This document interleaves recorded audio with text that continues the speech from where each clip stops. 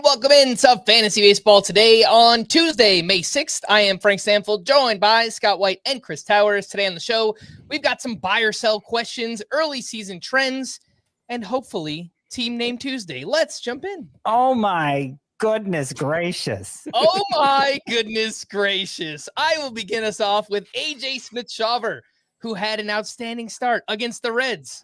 Or did he? 8 shutout innings, 1 hit, 4 walks, 5 strikeouts, had 10 whiffs on 99 pitches. Did give up some hard contact in this one, leaned on his fastball, threw it 58% of the time. It was solid, got 5 whiffs for him, did allow some hard contact on that pitch as well. His velocity was up in this start. He's throwing his splitter more this season, and that splitter has looked nasty. He also has a curveball that he uses. And after everything thus far, he's got a 3 ERA, a 137 whip, a strikeout per inning. Walks are higher than you'd like. 41% rostered, so widely available. What do you guys think? Is AJ Smith-Shawver a must-add after the start? No. I hate it. I hate when we do this. Because this is a really great start for him. Probably the best start of AJ Smith-Shawver's career. 8 innings, 1 hit. I think he didn't allow a hit until the 8th inning, right? Yep. I thought it was coming. I thought it was finally going to happen. First no-hitter since 94, but it didn't. But it was also 4 walks and 5 strikeouts. 10 whiffs on 90-something pitches. 90 exactly? 99. 99 pitches. That's not terrible, but it's not run out and add him. You can add him. Sure. I think he's an interesting talent. Mm-hmm. I don't think that talent has manifested itself in such an obvious way that you need to add AJ Smith-Shawver in every single league. Yeah, it wasn't a great whiff rate in this start. His overall season whiff rate is still really high. The swinging strike rate, to be more specific. It entered this start 13.3%. Went down actually with this start. And one thing, been awesome. One thing Smith-Shawver actually did, you mentioned the splitter usage is up this season. Well, it was down in this start. He really emphasized the fastball on this start. And I don't know if that's necessarily a plan of attack for him going forward, but he just had his best start while doing it. So I think it's worth pointing out. Each of his last 3 starts has been his best start of the season. It's gotten progressively better. The walks certainly do give me pause, and I don't think it's at all clear that Smith-Shawver is breaking out. And so is he must add? I would stop short of saying that. But for being only 41% rostered, for being as available as he is, it's the most exciting ad we've had at this position since Tony Gonsolin. Yeah, I would think. Yeah, I was looking at, I'm writing about Sandy Alcantara, so we'll talk about him shortly. But I was looking at the top projected pitchers for the rest of the season in one of my leagues, and it's guys like Michael Wacha and Dean Kramer and Zach Littell and Jeffrey Springs, and Wacha is the one who stands out. That he's 65% rostered. That's probably too low. There's also probably not going to be a point where you look at your team and say, man, if only I had added Michael Wacha when he was available. Mm-hmm. And it's not likely that we'll say that about AJ Smith-Shawver either, but he is 22 years old. He's got good stuff, right? The fastball velocity's been down and the pitch hasn't played as well this season, but the splitter's been awesome. Curveball looks okay. And just in general, it's a bet on a young, talented player. Right. So I do think there's at least a chance you will regret not adding AJ Smith-Shawver, but I think he's more still in the speculative ad category. That's all fair to me. Would you guys take him over Gunnar Hoagland? I think I like Hoagland more. It's close. AJ Smith-Shawver on the better team. They're both young, both have a little bit of upside. I think I would lean Smith-Shawver, but it is close. Would you guys drop Heaney, sure, Bowden Francis for AJ Smith-Shawver? Absolutely. Yeah, both of those guys are DTM. Would you drop Jack Leiter for AJ Smith-Shawver? Kind of, another young pitcher we think has some upside, but I think Leiter's more talented. So I would stick with him. I get that. And I don't mind if anybody follows that advice. I think in the sorts of leagues where you could even think about dropping Jack Leiter for AJ Smith-Shawver, like that's an option that's presented to you. Probably Leiter, with the way he's looked since coming off the IL, isn't going to get picked up. Sure. So it might be just to kind of like maximize to best manage what little roster space you have. It might be the timing might be right to make that move, even if you'll want to keep a close eye on Jack Leiter going forward. And last name, I've got to ask, Gavin Williams. Would you drop Gavin Williams for Smith-Shawver? Oh man. I don't think I would. But if you're in a spot, I think it ultimately comes down to how badly do you need someone in your lineup? If you don't need someone in your lineup, I probably wouldn't do it because I do think Gavin Williams, just the stuff is better. But there's no way I can start Gavin Williams right now. And so, like, I'm not saying Smith-Shawver I feel good about right. starting. That's the thing. Like, I don't know that I'd feel great starting him right now either. I think I'd stick with Williams. I think so too. All right, Chris, let's go over to you. You mentioned the name, your player of the night, and we're just going to keep talking about him until he does, I don't know, something good, hopefully. But it's Sandy Alcantara. Sandy? I don't think he's deserved. Tell me about it, stud. He's certainly not a stud right now, Sandy. I do not got chills, and they are not multiplying. Look, there's nothing positive we can say about Sandy Alcantara right now.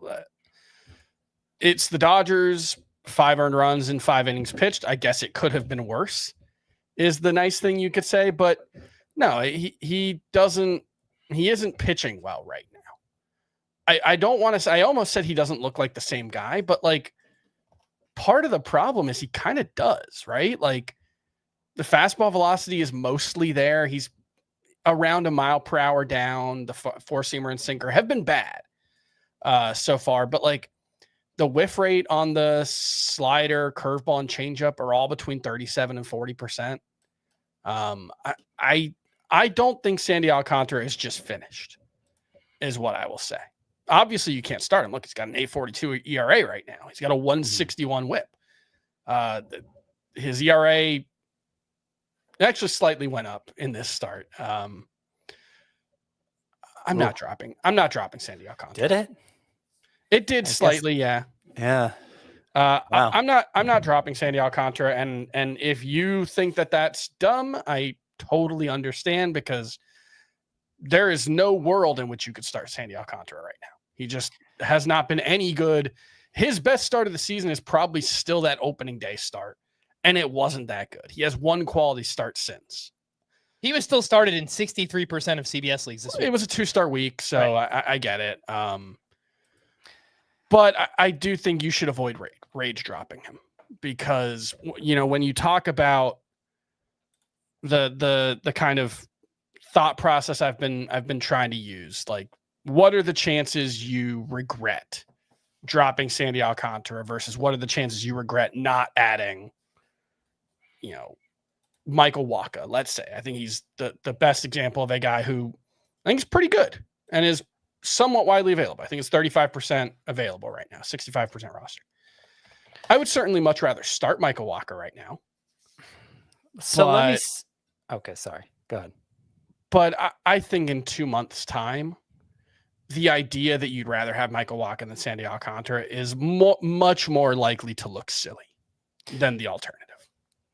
So you're saying Sandy Alcantara mostly looks like himself, and I agree, but there is one huge exception.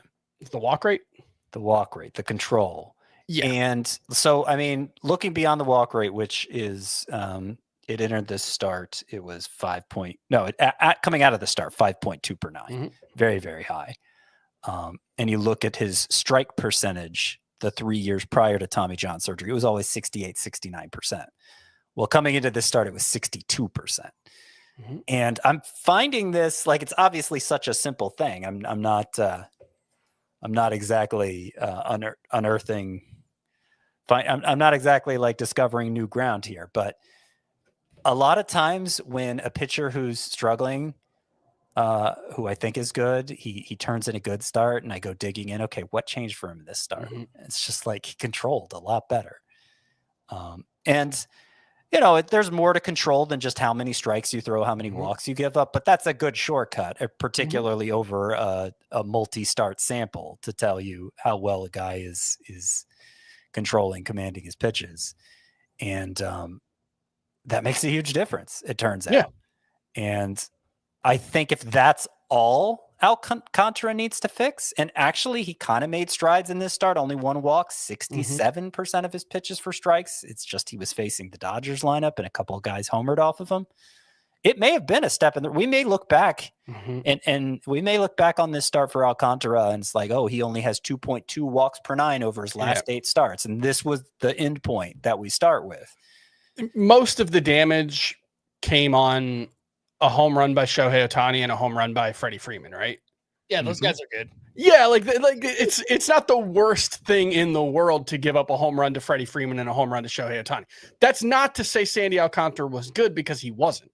But like, he gave up a ton of hard contact in this start. But it's just to say that I don't think he's so irreparably broken that I think dropping him is the smart move.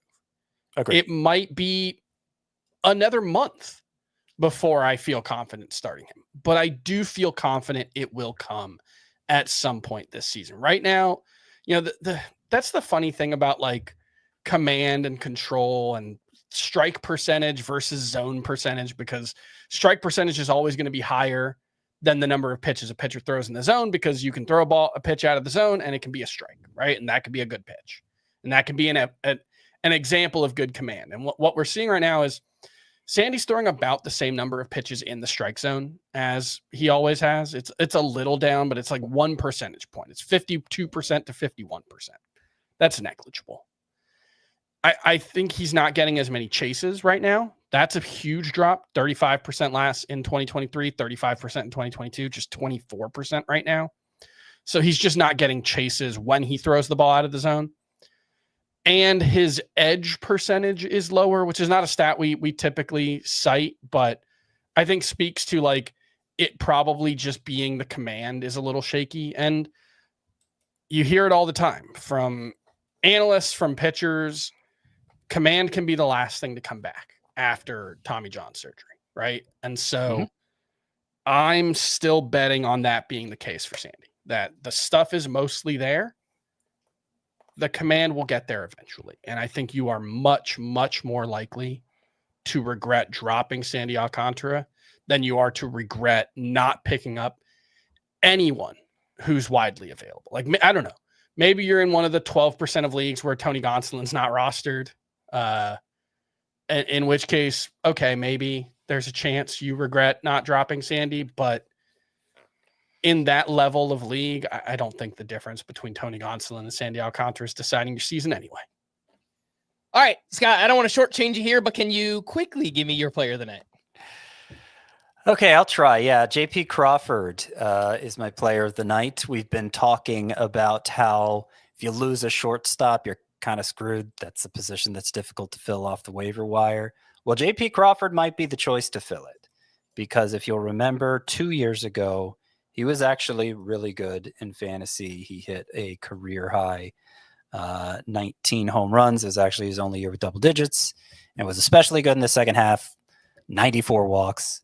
Well, he's doing similar things this year. He's only 36% rostered. Over his he went 2 for 3. I'm not sure. Maybe he added another at bat before the game was over. 2 for 3 with a walk and a stolen 2 base. walks. He walked in the 10th. Okay, walked the second time. So yeah, he's up to like 22 walks on the year. Last 17 games. Oh, this isn't going to be fully updated either. Oh yeah, well, okay. Last 17 games, 385 batting average, 3 homers, a steal, and a 450-ish OBP. So he's been great. And it's not just the overlying stats here for JP Crawford, the top line stats. It's he apparently had this moment in spring training that clicked for him, where he kind of rediscovered his swing from 2023. Because if you think back to then, like he overhauled his swing with drive line, I think it was, and that helped him to untap this power, bring out the power that he hadn't shown before. But then it went away last year. Well, this spring, apparently he kind of like rediscovered that swing. He began like driving with his lower body more. And so far we're seeing the results early this season. So since we do have the 2023 season to give us some hope for Crawford, and since we do have that explanation from him, and since shortstop is a really difficult position to fill right now, I think Crawford is somebody you could look to potentially fill that need. The three most added shortstops on CBS right now: Javier Baez, JP Crawford, and Luis Angel Acuna. Scott, would you take Crawford ahead of all those names? Let me double check Acuna's playing time. It's been, he's playing most of the time. I think in points leagues, it's clearly Crawford, right? Clearly Crawford in points leagues, yeah, because of all the walks, and that is a pretty consistent part of his profile. If you need steals, I mean, obviously Acuna's going to provide more of those, but I think the better all-around player, I would bet on it being Crawford. All right, before we hit our first break, reminder that you can always listen to FBT and FBT Express on Spotify. If you do, drop a comment on this episode with your favorite buy low player. And big thanks to those watching. Make sure to hit the like button and subscribe on YouTube if you haven't already. Let's take a break, and we'll be back right after this quick commercial break. Baby, we are gonna start a fire. From world-renowned clubs simply devastating to worldwide stars, Wrexham have done it. This incredible ride continues. The English Football League on CBS Sports Network, and stream every match live on Paramount Plus. Welcome back in Fantasy Baseball today. News and notes. Yordan Alvarez was placed on the IL with right hand inflammation. Big loss. Maybe this has contributed to his slow start this season, but give him some time off to get right. Hopefully it's not too long that he's out. But while he's out, Zach DeZenzo should see regular playing time, and I think in deeper leagues is a name worth looking at. Yeah, I think so. Legit prospect. Put up good numbers in the minors. I think only one home run so far, but he definitely has power potential. And yeah, I think in deep 5 outfielder leagues, if you've been struggling to find even just a guy, an extra one for your bench, I think DeZenzo, you can look at him at this point. All right, and if you are looking for Yordan Alvarez replacements, the names we spoke about just yesterday, Stowers and Pajes and shallower formats, they're all the way up to 75% roster now. But if you play in 5 outfielder leagues, Max Kepler, 29%, and he should be widely available if you do need an outfielder in those formats. The Cubs play Shota Imanaga on the IL with a left hamstring strain, and apparently prospect Cade Horton is a possibility to take his place in the rotation. Horton is 23 years old, a first-round pick back in 2022. He's dealt with a bunch of injuries, but off to a nice start this season at AAA, 1.24 ERA, .86 whip, up over 10K per 9. Chris, any deep league interest in a Cade Horton? Sure. Yeah. I think there's definitely some upside there, and upside has been lacking on the waiver wire at starting pitcher lately. So I'm fine getting a speculative ad on Cade Horton. I wouldn't go with him over Smith-Shawver for what it's worth. But if you have to go deeper than that, yeah, got to speculate on upside every now and then. I think there's more of it here than for like Gunnar Hoagland, personally. Ronald Acuna is set to begin a rehab assignment in May. That's all we know. Yet an exact date has not been announced, but it's good to know that it's still at some point in May for Ronald Acuna. Corbin Burns threw on flat ground Monday, and we'll see how his shoulder responds in the coming days. Whether or not he'll start later this week, either way, you don't want to use him because that start is against the Dodgers. The Rangers released Leody Taveras this weekend and then recalled Evan Carter on Monday. Carter, a top prospect just a few years ago, still just 22 years old. He had back surgery last year, hasn't looked the same since. This season in the minors, he's been okay, 221 batting average, 3 homers, 6 steals, 749 OPS. Any interest in Evan Carter? There's nothing to point to specifically. Like he was terrible in spring training, basically lost what should have been his job. and then he wasn't very good at AAA with pretty mediocre underlying numbers. So it's a total blind faith ad. I'm not saying you shouldn't have blind faith. Blind faith can be rewarded sometimes, but there is nothing specific I can point to with Evan Carter except, hey, look at 2023. Remember how much we liked him back then? That's it. Yeah, and he's not a player you want to pick up an ad. It's just pick him up, throw him on your bench, and maybe see if he gets hot right away, something like that. Mm-hmm. Yeah, but I'm pretty pessimistic still based on how things have gone for him at AAA. So it's a lark. You know, if you're looking for a lark in the outfield, then you could add Evan Carter to that list. All right, Spencer Strider advanced to long toss throwing on Sunday. He's on the IL with a right hamstring strain. Jackson Merrill is expected to return from the IL Tuesday against the Yankees, assuming that game is not rained out because we have had some pretty bad weather here in the Northeast. Teoscar Hernandez left early on Monday due to left hamstring tightness. There was a quote from Dave Roberts after the game, basically saying that it didn't look good, a little concerning. Felt tightness in the hamstring adductor, and we'll get an MRI tomorrow. So my guess is that will likely wind up in an IL stint. And Chris, beforehand, we were trying to figure out ways like, can they get Dalton Rushing on the roster if they but I don't know if it actually works out. The problem is James Outman's on the 40-man roster. So the easiest thing to do would just be call James Outman up. He's been like 5% better than league average at AAA, but he has a 36% strikeout rate. So I don't think there's much there.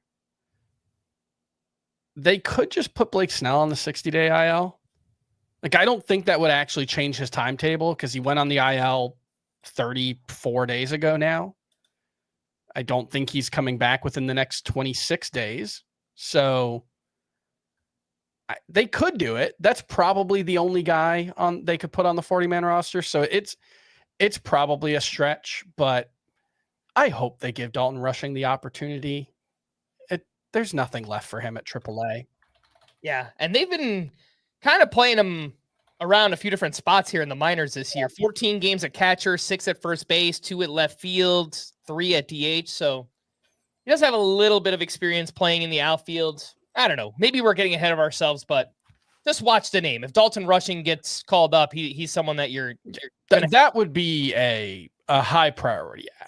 I think that would be in 2 catcher leagues, higher than Agustin Ramirez. Even I think he would be the most interesting catcher to get called up. With what?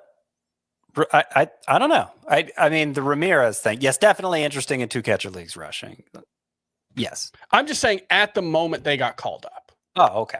That's not fair. knowing how, not saying Rushing would be, I would drop. Yeah. Not saying I would drop Ramirez for Rushing right now. Right. But okay. Yeah. At the moment of call up, I think he's fair. a better prospect than Agustin Ramirez. I was missing that whole conversation because I seem to confuse a number of commenters by referring to Evan Carter as a lark. That's a type of bird, right? It is a type of bird, but it also means something done for fun, especially something mischievous or daring, an amusing adventure or escapade. It is, I guess it's kind of old timey, trying to bring it back. A lark. Yeah, I did it on a lark. Like isn't that you've heard that term used, right? I'm not making this up. I had no idea what you were saying, but I was just like, all right, Scott knows what he's talking about. I'm not going to question him. I'm aware of the word. Okay. Caw. Brewers manager Pat Murphy said Freddie Peralta hasn't undergone any imaging on his groin, but he could be given a day or 2 of extra rest before his next start. And he was originally scheduled to start Saturday. So if he gets pushed back 1 day, it'll be Sunday. If he's in your lineup, he'll make a start. If he gets pushed back 2 days, then you might just miss out on an entire start from Freddie Peralta this week. Justin Martinez, who's on the IL with shoulder inflammation, will begin a throwing program later this week. Randy Arozarena out of the lineup after leaving Sunday with a hamstring issue. Mackenzie Gore remains sore after tweaking his ankle during Sunday's start, but is feeling a lot better. Anthony Volpe returned to the lineup after missing Sunday with that shoulder injury. Frankie Montas remains on track to return in early June. And apparently Sean Manaea has actually fallen behind Montas at this point. Could still return at some point later on in June. And the Giants recalled Kyle Harrison this weekend, but plan to use him in a bullpen role.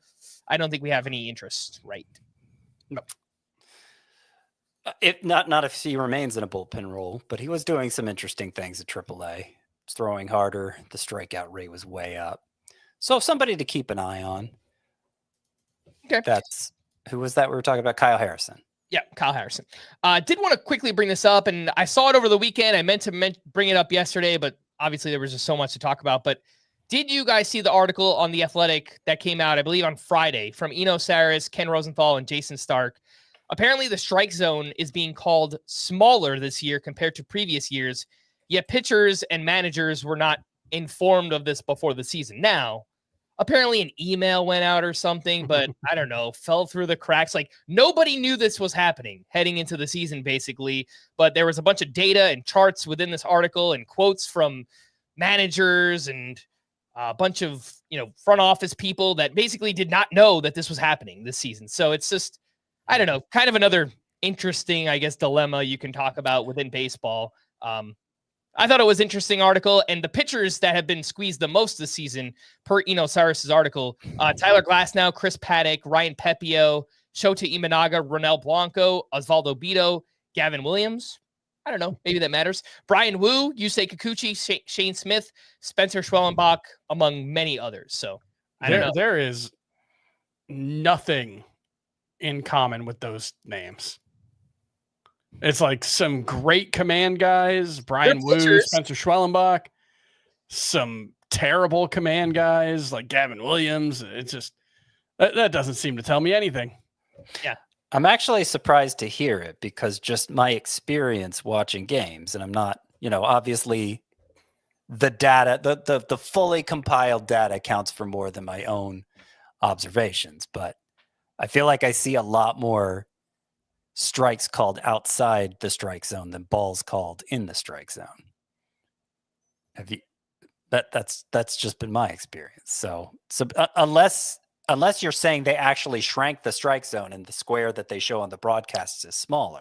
I think the way I saw it worded was they've shrunk like the shadow zone outside the strike zone. So they're not calling as many like close pitches as strikes anymore. They're just calling it more like letter of the law. This is the strike zone. We're not giving you the edges as much anymore. Yeah, it was something like there was like a 2-inch gray area that umpires were graded on, where like if you called it within that 2-inch gray area, which when you think about the diameter of a baseball, it's a really small difference. 2 inches is 2/3 of a baseball. I don't know. So it's interesting. I don't know like what if I have any takeaways from this, except to say that there have been experiments in the minors specifically where they have gone with the rule book strike zone, and apparently everyone hated that experience. Nobody was happy about it. Pitchers, hitters, coaches, everybody hated the rule book strike zone when they did that for ABS. So that's something I find interesting. Yeah, I did love the challenge system for what it's worth. I think that's the ideal, yeah. And I hope that is coming next season. I mean, it seemed pretty positively, taken and utilized in spring training this season. So I think that's probably coming next year, but just thought that was an interesting article that came out.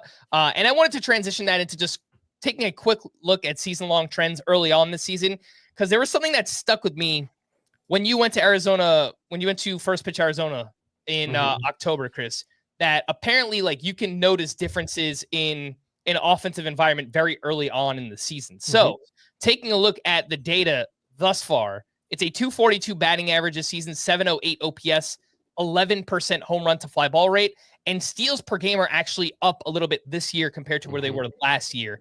If you look at 2024 through May 5th, 239 batting average, 695 OPS. So offense is up slightly so far, 10.7% home run to fly ball ratio. So home run rate is also up, which makes sense, right? Like home run rate is up, batting average is up a little bit, steals are up a little bit, and as a result, the offensive environment is up across the board a little bit this season. Hasn't really like thrown anything out of whack too crazily so far, but That's the only thing I've noticed. I think my ideal is consistency year over year, especially doing my job, right? Like there might be a specific set of sliders I could tweak and say this would be the ideal way to play baseball. But for our purposes, what we want is consistency. What we don't want is a 14% home run to fly ball rate one year and a 12% the next year, right? Like that throws everything off. It makes analyzing and predicting this stuff so much harder. It makes everything even more subject to randomness than it already is. So this is all well within what I would say are the reasonable bounds of year-to-year fluctuation. And I will say the strikeout rate being up, that might just be that the Marlins are the worst team at stopping stolen bases in baseball history. They have given up 60 steals this season at a 91% success rate. The next closest team has given up 40. Wow. Yeah. All right. Yeah. It's horrible. That is quite a bit. As you would expect, if offense is up a little bit, that means ERA whip is up a little bit across baseball. But again, it's nothing too crazy. I think it's, again, within the range of outcomes here. I do agree with you there, Chris. Let's take our final break. When we return, we'll get into the rest of Monday's action right after this. The clock never stops. Relive the greatest moments with uninterrupted highlights and more. It's Gareth Bale. Oh, wonderful goal. On the UEFA Champions League channel. Streaming free. Welcome back in Fantasy Baseball today, taking a look at waiver wire pitchers. We already spoke about AJ Smith-Shawver. Shane Smith, solid once again, 5 innings, 2 runs, 5 strikeouts. That's kind of just what he does. That just kind of feels like the Shane Smith line. Yep. Ben Kasparias as the bulk reliever for the Dodgers at the Marlins, 4 innings, 1 run, 5 strikeouts, had 12 whiffs on 70 pitches. Some kind of interesting things under the hood for him. And Tobias Myers, solid against the Astros, 5 1/3 innings, 1 run, 2 strikeouts here. Scott, does anyone stand out? Tobias Myers, Ben Kasparias, Shane Smith. Well, I kind of keep waiting to be dazzled by Shane Smith because I know some analysts really like him, but it just seems to me like he's teetering on the edge of disaster here and has managed to avoid it so far. But I don't see a lot to get excited about here. The whiff rate is okay. The ground ball rate is okay. Neither of them are particularly good. The walk rate is kind of high. Expected ERA is 3.96. Expected FIP is 4.50. Only twice has he gone 6 innings, and he pitches for a terrible team.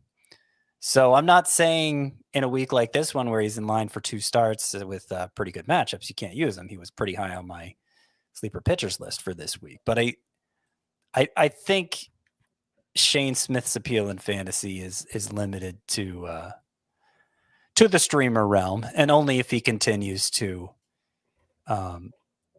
show the kind of consistency he has lately, which I'm not sure he will. So don't get too excited about Shane Smith. And his roster rate remains pretty low, but I just know there have been some people who have spoken highly about him from the beginning.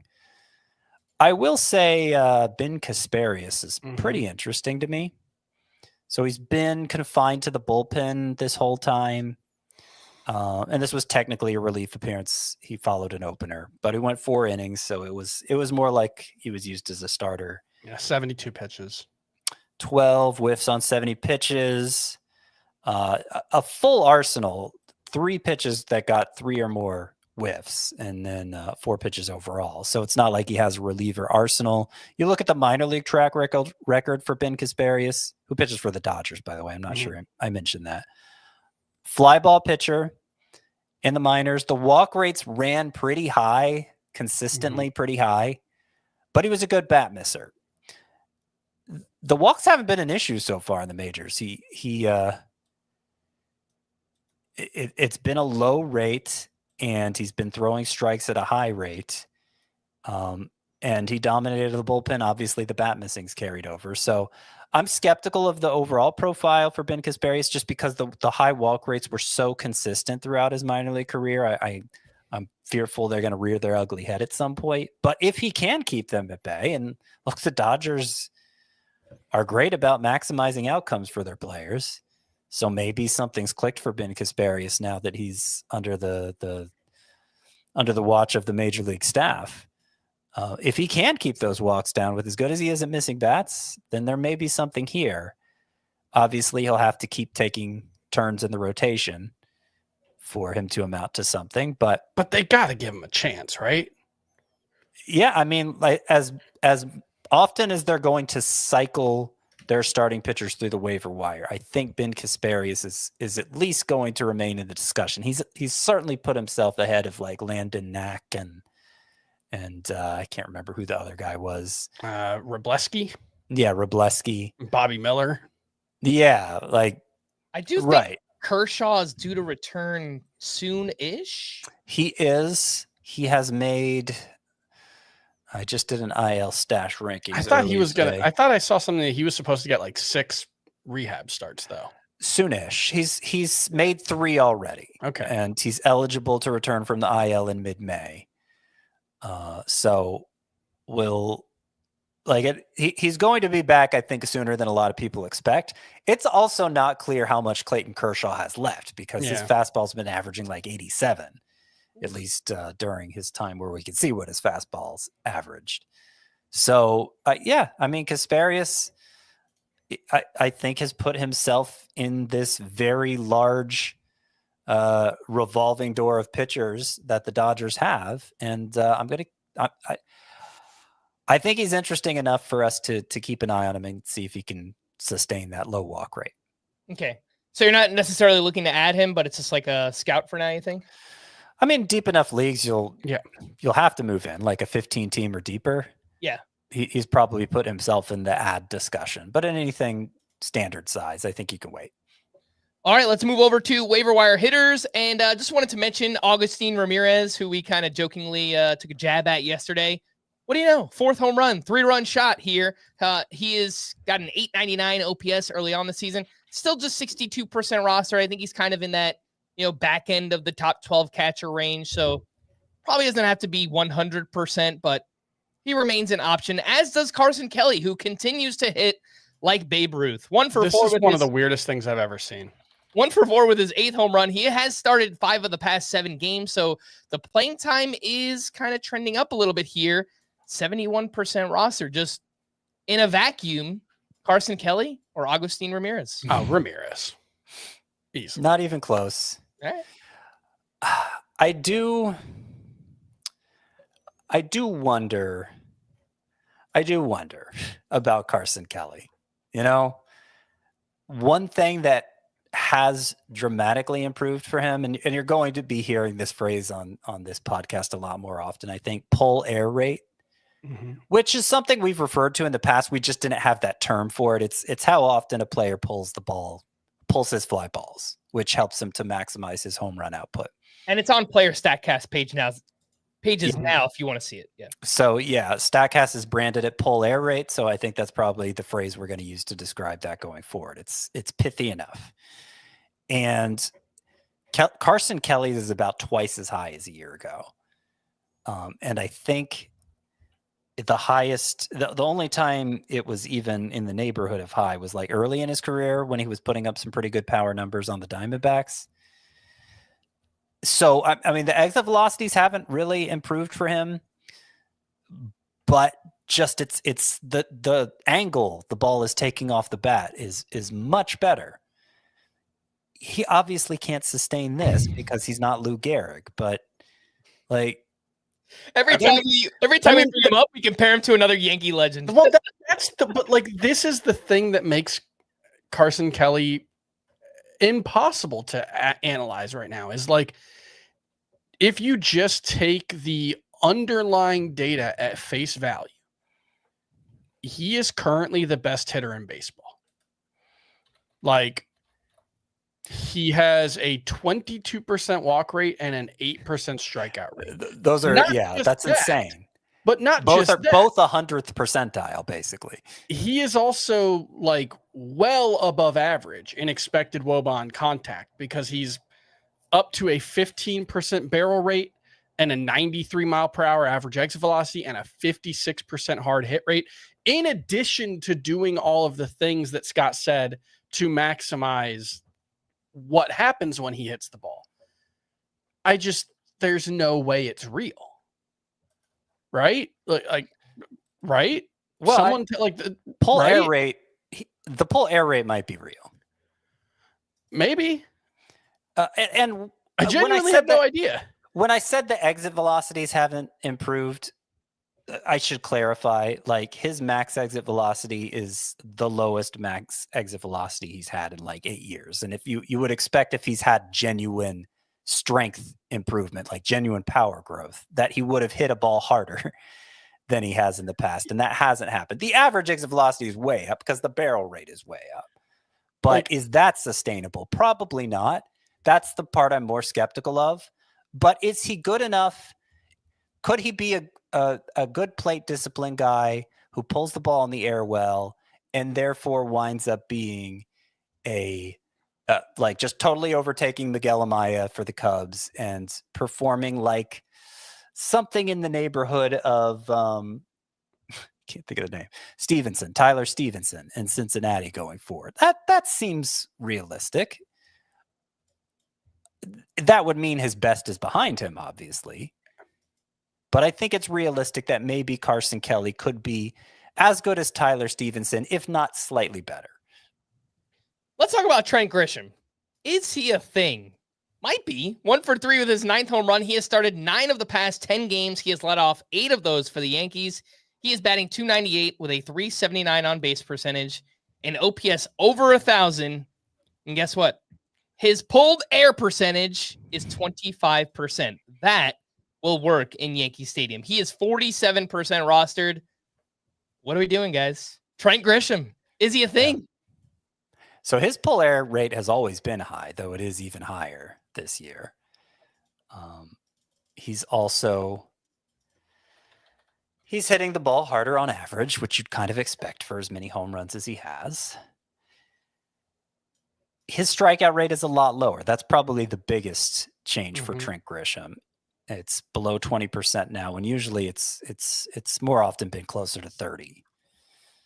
So, I mean, the main thing is he's obviously forced his way into the lineup on a near everyday basis. This was the 7th time in 8 games that Trent Grisham has started. And I think the data, there's enough there that in 5 outfielder leagues, and he's still pretty available, right? I just picked him up in a 5 outfielder league yesterday. 47%. Yeah. I think there's enough there that you go for him. You certainly go for him ahead of like Zach DeZenzo, or I would say even ahead of like Max Kepler. Who else do we mention for outfield pickups this show? Well, not on this one, but we mentioned like Evan Carter. Yep. Yeah, definitely.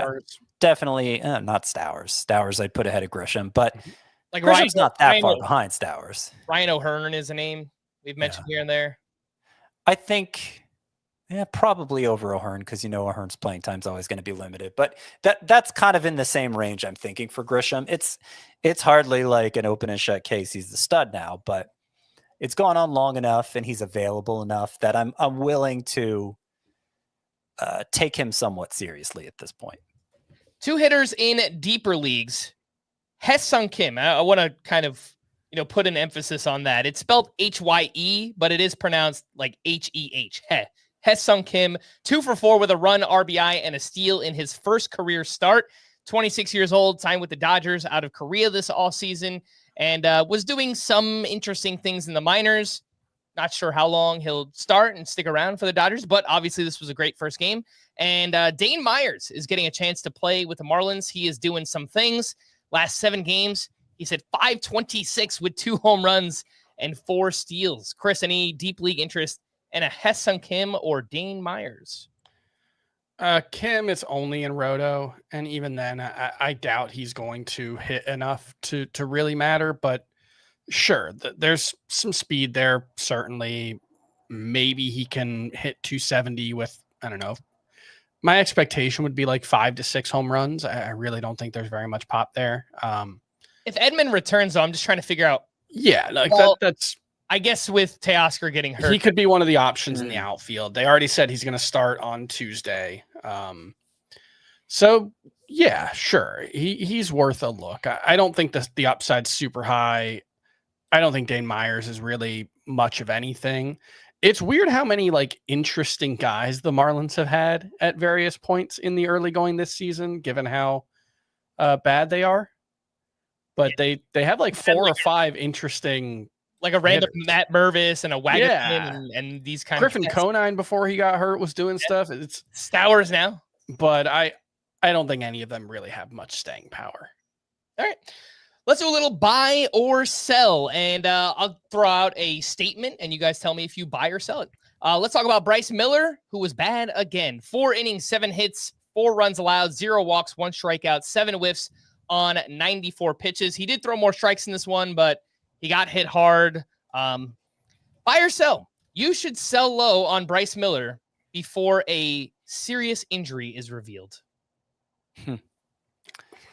I'm going to sell that. I think my take on Bryce Miller is pretty similar to my take on Sandy Alcantara, where everything looks pretty normal, except he's walking way too many batters and not throwing nearly as many strikes. And that was the thing he was best at, right? Both last year and his rookie year. He really excelled at control. And it's been way off for him in the early going. And look, maybe that is a sign of injury. That's totally speculative, but I would think we would see it reflected more in the velocity and the whiffs. And he didn't get many whiffs in this start, but his season-long whiff rate looks pretty normal, and we're not really seeing it. I think that one thing, if he corrects it, he'll be pretty much back to normal, and I'm willing to give him more time rather than realize the losses on him. Can I offer a galaxy brain take on Bryce Miller? Sure. He throws too many pitches now. Remember, he used to just throw his fastball. Now he's got like 9 different pitches. That's my, like, I'm mostly joking, but maybe there's something to it. Explanation is that he just like has too much going on and he maybe needs to simplify things a little bit. Stop tinkering quite so much. Scott, I don't know if you saw this tweet last week after Bryce Miller's start, but he said his back locked up on him pregame, and that was a start where he had like 5 walks or whatever. And then he said he also dealt with arm soreness. Yeah, that's month. That's now that you mention it, I do remember that, and so yeah, that did raise an eyebrow for me, and I just think you'd still be selling him for nickels on the dollar, especially because of that. I mean, if the person you're trying to trade with knows that about him, that's going to be all the more reason for them to back away. Yeah, I hear you. I just wonder if he goes on the IL, then you obviously can't sell him at that point, So I don't know if you can. Right, but I was wondering if you can get like a top 50 or top 40 starting pitcher in return, just someone that can help you. What would you do it? You're the one asking the questions always. You never have to answer them. I have them in Tout Wars, and I think it's something I'm going to try to do this week. So what's a pitcher you're aiming for? I haven't gotten that far into it, but I was thinking, someone that's like a top 50-ish, top 40 starting pitcher. I'm trying to think of guys that are in that range. Everyone I'm thinking of. I won't be able to get for him. Well, what about like Max Meyer, who's been? I already have. Max I'd rather have Miller still. Right, me too. Yeah. I think I'd rather have Miller than Shane Baz. Seth Lugo. No. I would take Shane Baz. I think I'd rather have Miller. I think I would take Lugo for him. Sonny Gray. Yeah, I would take Sonny Gray. That's a good trade. I'm going to send that out. I'm going to try it. Bryce Miller is going to be a big faller for me this week in the rankings. Freddie Freeman has been a beast, 2 for 5 with his 7th home run. Last 18 games, he's batting .373, 5 home runs, an OPS over 1,100 during that time. Expected stats look amazing. The quality of contact is up. How about this? Freddie Freeman will have his best power season yet with the Dodgers. Buy or sell? I don't know if he'll actually get the 29 home runs because he missed some time, but let's say from a slugging percentage perspective. He's on pace for more than 29 right now, even with the time missed. All right, so buy or sell? What do you think? Best power season yet? I'd sell. I think it's probably just a hot streak from a good hitter. You know what? I'm gonna just to be fun. I'm gonna buy it. It's real. It's plausible enough that I'm gonna buy it. All right. Let's talk about Carlos Yordan, who continues his impressive run, 6 2/3 shutout innings with 5 strikeouts against the Padres. Last 4 starts, he has a .70 ERA, a .74 WHIP, 29 strikeouts over 25 2/3 innings. Buy or sell, this is the best version of Yankees Carlos Yordan. I think you asked this same one. Yeah, so you're not allowed to answer, Chris. Last week, and I said yes, so I'll continue to say yes. Well, I'd like to hear why you said yes. I think losing the effectiveness of his fastball and being forced to adapt over the past couple of seasons has given Yordan a stronger arsenal than he's ever had. Like he's still, I think, going to be frustrating. The command of the curveball and changeup especially really come and go, but he's adapted to not having that dominant four-seamer by throwing some sinkers, by having the curveball that he can steal a strike early in the count with. The changeup has been really effective going back to last season. The cutter, we don't talk about that. He doesn't throw that anymore. That's good. That's fine. And he's getting more ground balls. So yeah, no, I think I still think it's more like a mid-3s ERA. Mm-hmm. And there are going to be some stretches where you pull your hair out with Carlos Yordan, but I do think this is going to be the best season he's had with the Yankees, assuming he stays healthy. Yeah, I noticed the ground ball rate, Frank, and it's up significantly to the point that he went from being a fly ball pitcher to a ground ball pitcher. And that alone, especially given where he pitches his home games, can make a huge difference for ERA. He's missing a lot fewer bats, and the walks are up a little bit. So I do think it's a little bit fake what he's done here very recently, but it's kind of a low bar to beat. Best season with the Yankees, and the ground ball rate might be enough to get him there. So sure, I'll buy it. Maikel Garcia might be breaking out. 1 for 2 with 2 walks and 2 steals in this game, and he's batting .322. It's an .886 OPS. He's hitting the crap out of the ball. Expected stats look great for Maikel Garcia. We spoke about him a little bit yesterday, and you guys sounded excited. But buy or sell, Maikel Garcia is a legit breakout. Well, if I could slip in there that it's too early to tell by virtue of it being so early in the season still, just so I can be consistent with that. He looks like a legit breakout. Everything looks good. Yeah. Everything looks good. So I am, if you're forcing me to either buy or sell this as opposed to wait and see, I will buy. This is what the breakout would look like if Maikel Garcia was breaking out. He's doing the things we want. He has managed to start elevating the ball consistently more without sacrificing either quality or quantity of contact, which is exactly what you want to see. And that's never a guarantee, right? Because Maikel Garcia is one of these guys who's always had interesting quality of contact metrics, 91.8 miles per hour average exit velocity in 2023, 90.4 in 2024. He's just one of those guys who has tended to hit the ball a lot harder on the ground than he does in the air. And now he's hitting the ball in the air more without losing that. So I think that's a great sign. Yeah. All right. Next one is a twofer. Dansby Swanson has been crushing it since being moved down in the lineup. 7 games since, .462 batting average with 3 home runs. And Wilson Contreras has really picked things up last 15 games, hitting .393, 6 home runs, and 1102 OPS. I'm not sure if you can do this. You might be able to. But you should buy Dansby Swanson and Wilson Contreras before the numbers are all the way back to where they should be. Man, I don't think Dansby Swanson's going to cost anything. Mm-hmm. He didn't cost anything before the season. The overall numbers are still very mediocre. I buy the idea, though. I do think Dansby Swanson is a buy. I think Wilson Contreras, the price got so silly on him over the final couple of weeks of draft season that anybody who drafted him is likely to have spent a top 90 pick on him. I don't think I want to be trading for that guy if that's what it costs. But if there's a discount, sure. I'd be fine with that. I'd be surprised if there was a discount. You may be too late on Wilson Contreras, but I don't think you're too late on Dansby Swanson. I think the skepticism over him there was already plenty coming into the year. And I don't think his early start has helped with that, even though The home run and stolen base production has been great. It's just the batting average has been lagging. The strikeout rate has been kind of high. But he does seem to be turning it around. Wilson Contreras, did you give the actual numbers for him? Last 16, 390 with 4 home runs and a 14.5% K rate. Remember, he was sort of like Rafael Devers early on, just striking out every other at bat. That's clearly been fixed for Wilson Contreras. And Cole Reagans returned with a bang against the White Sox. 5 shutout innings, 11 strikeouts, 17 whiffs on 94 pitches. And originally I had Cole Reagans as a top 5 starting pitcher rest of season, but I think we all kind of have him right around there. Yeah, I have him ranked 4th. Buy or sell Cole Reagans better than Paul Skeens rest of season? Nah.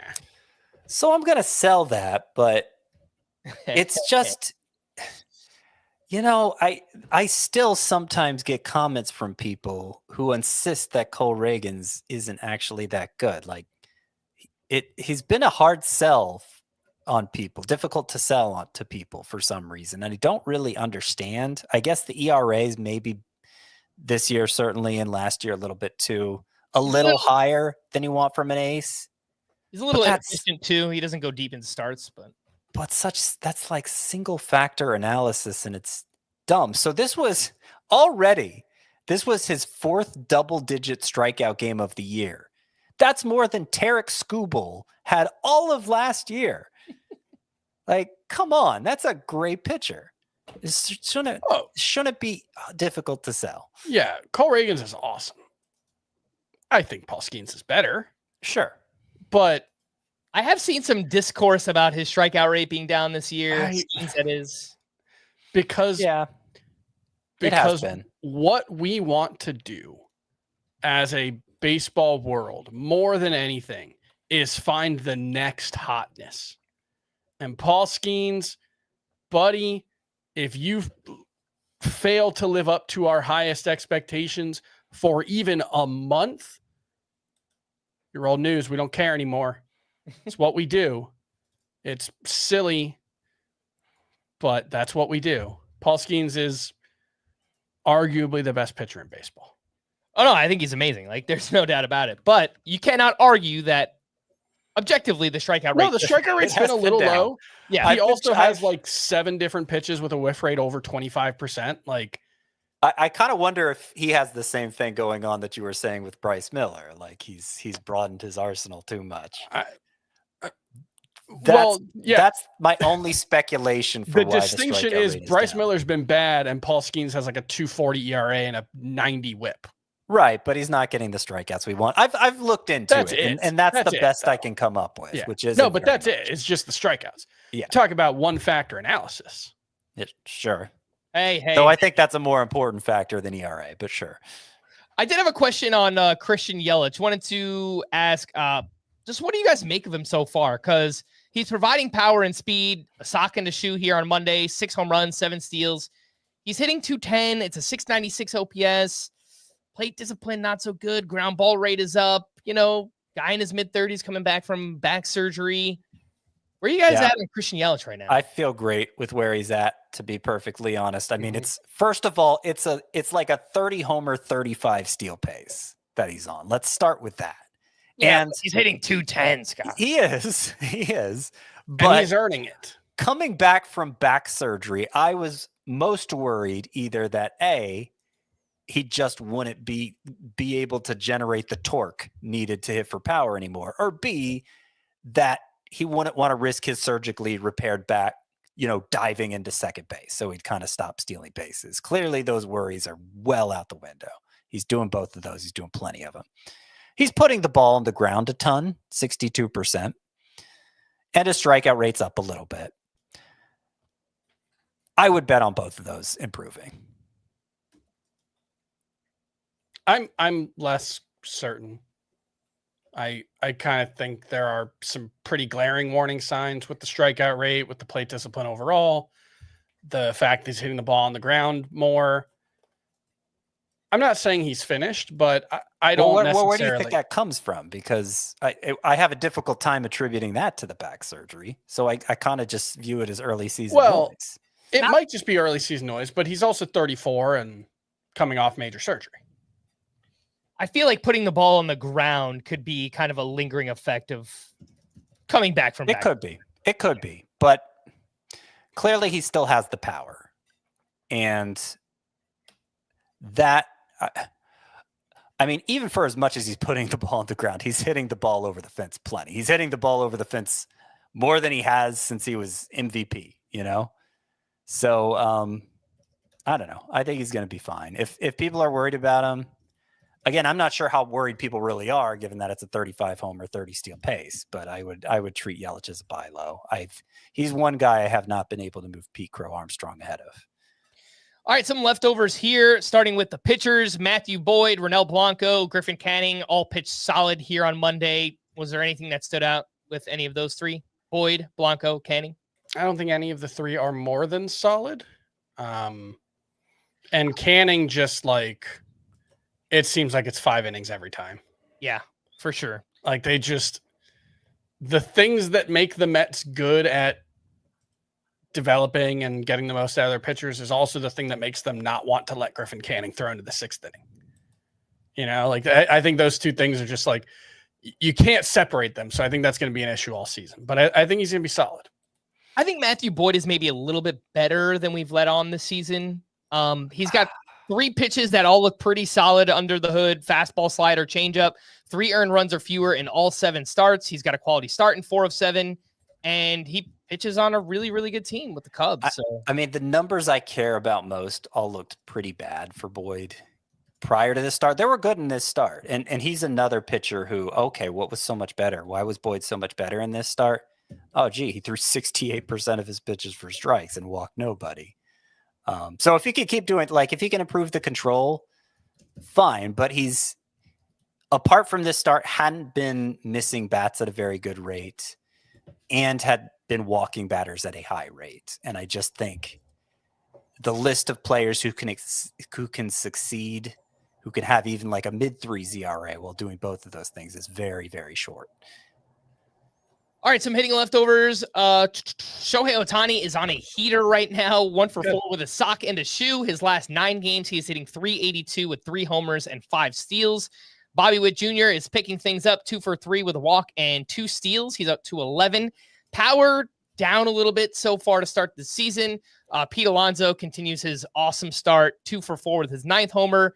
Lindor, nice to see he's avoided a slow start because normally he does kind of start slowly here, but 1 for 4 with his 7th homer. And Corbin Carroll, the strikeout rate I noticed has kind of crept up here in recent weeks, but 2 for 4 with his 10th home run.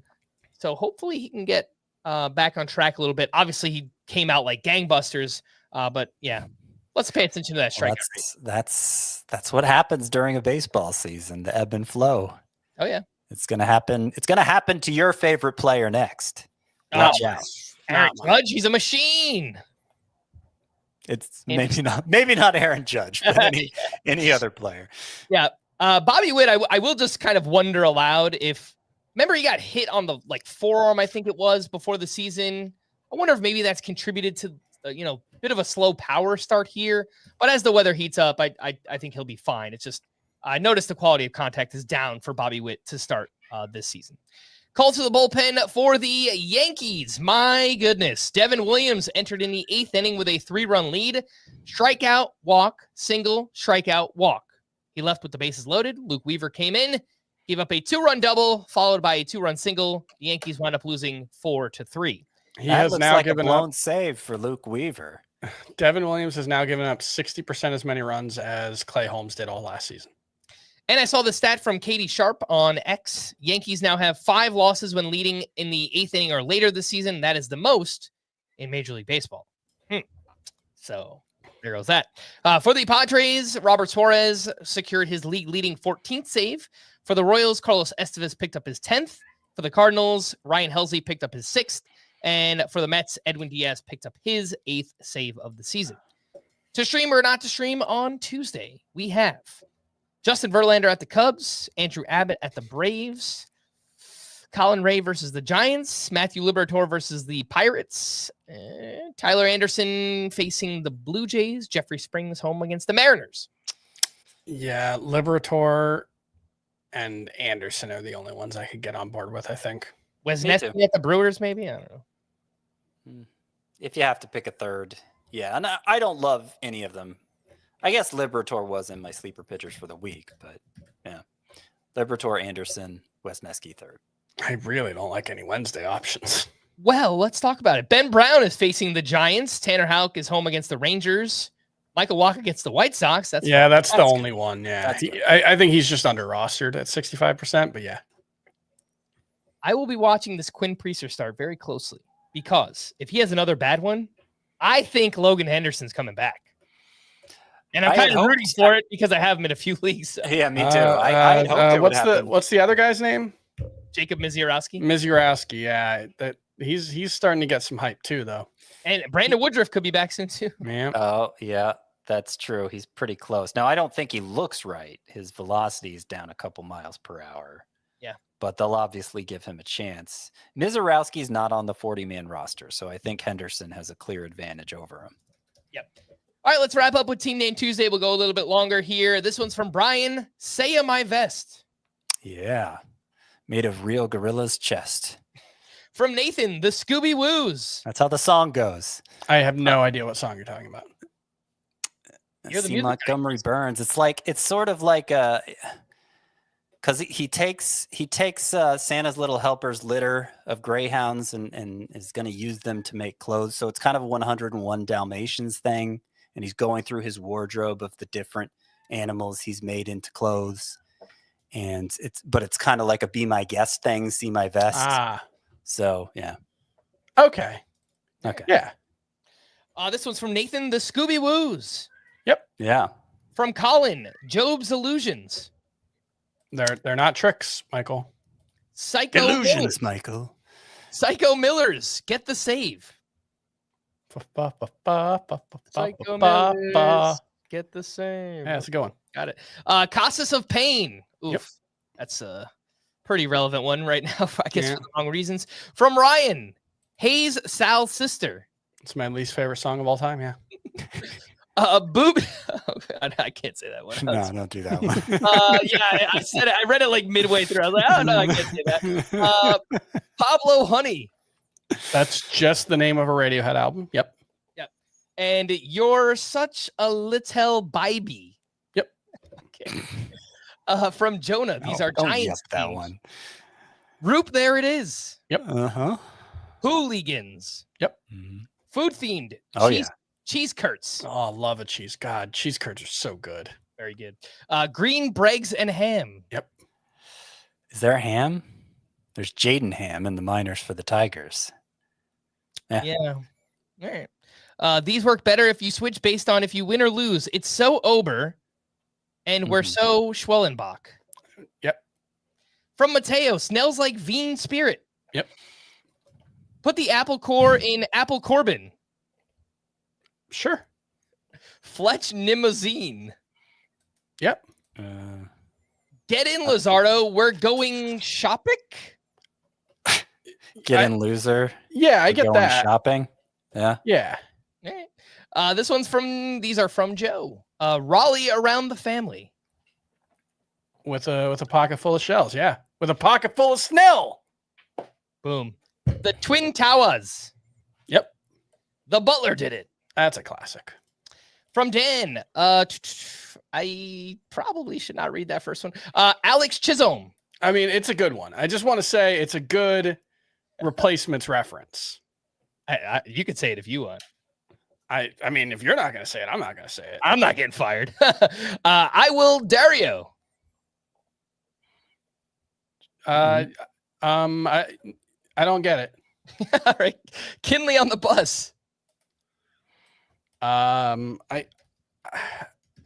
feel like I think these are all replacements references. So yeah, they are. Hold me Lyles? Question mark. Yeah.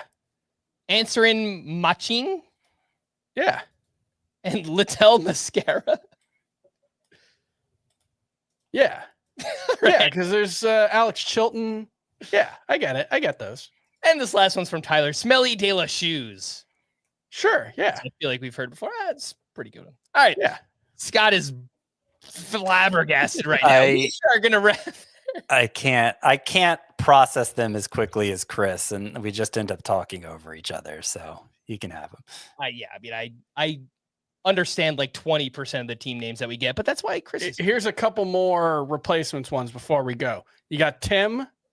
That's an easy one. That's just any player named Tim. You're welcome. And let it by be. Hey, we're going to wrap there. For Scott and Chris, I am Frank. Thanks as always for tuning in to Fantasy Baseball today. Please make sure to follow and leave a 5-star rating on Apple or Spotify, and we will be back again tomorrow. Bye-bye.